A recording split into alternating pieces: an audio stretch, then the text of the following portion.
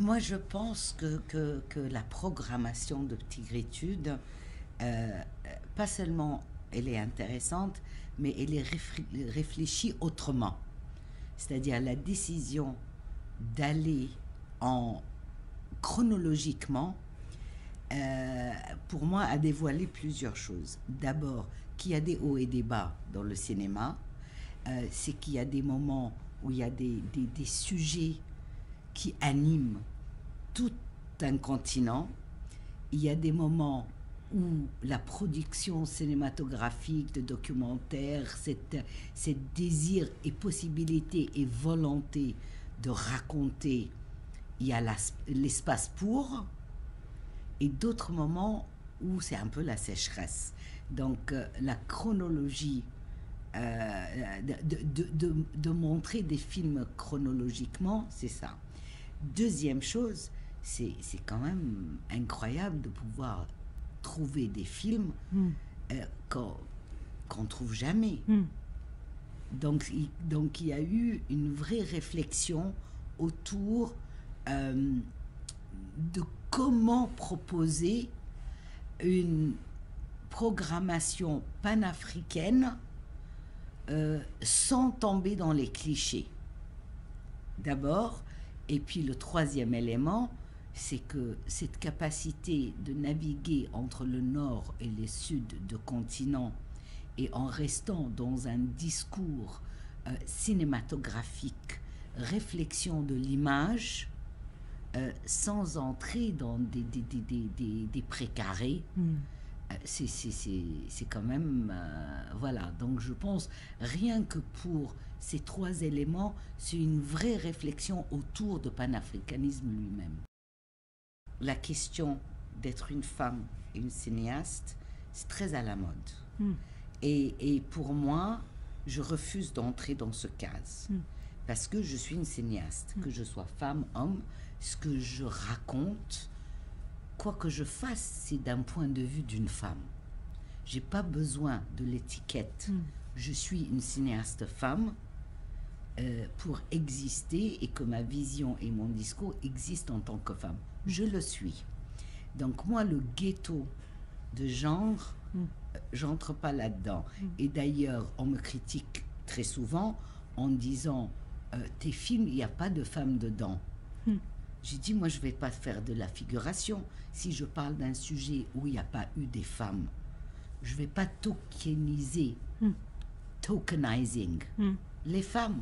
S'ils n'étaient pas, leur absence en soi fait partie du discours. Donc ça, c'est premièrement. Deuxièmement, au niveau de financement, je suis femme, je suis clairement autre, c'est-à-dire j'ai beau avoir un passeport français, mais j'ai un accent, j'ai fait des fautes et je ne serai jamais acceptée en tant que française. Ça, c'est deux. Et troisièmement, je suis âgée. Donc, il y a des fois où je coche les bonnes cases et on vient me chercher pour montrer ma tête. Pourquoi moi? Ah, parce que je coche les bonnes cases. Donc, moi, toutes ces choses-là, j'entre pas là-dedans. Par contre, pourquoi le documentaire? Pour moi, je refuse d'utiliser le documentaire comme tremplin vers la fiction.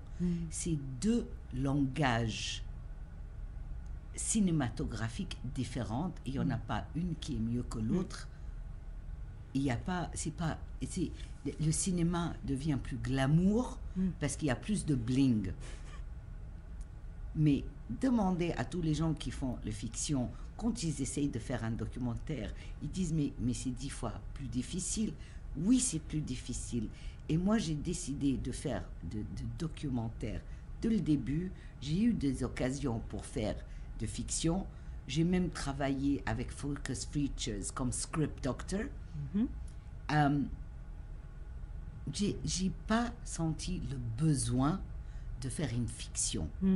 Parce que j'estime que sur le continent, on n'a pas encore raconté notre vérité. Pourquoi vous voulez que je la fictionnalise? Moi, j'ai besoin d'abord de m'engager avec C'est quoi ça? Mm. On a entendu que la voix des autres qui nous raconte qui on est. Mais moi, j'ai besoin de savoir qu'est-ce que moi, je comprends de tout ça. Mm. Et pour moi, le documentaire, la réalité, c'est 10 fois mieux que la fiction. C'est pas ni l'argent, ni l'incapacité de le faire, parce que j'ai écrit des livres, donc pouvoir écrire un script de fiction, je pense pas que c'est...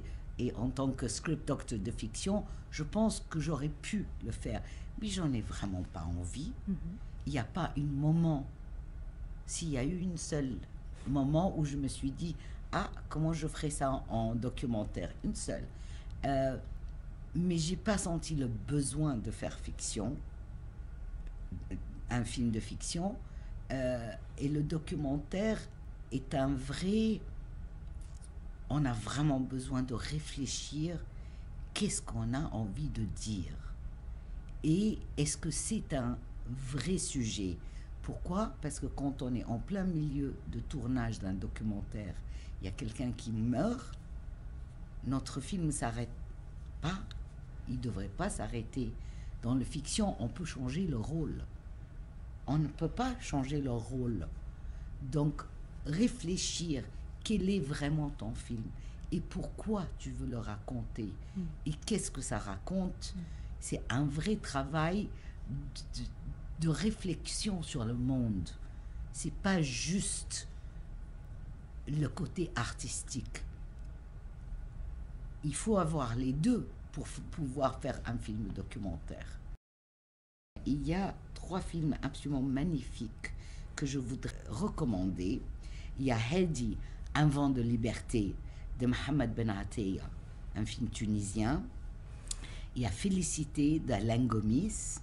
Et puis il y a le film absolument magnifique de Mother, I'm Suffocating, This is the Last Film de Lebohang Jeremiah Moses.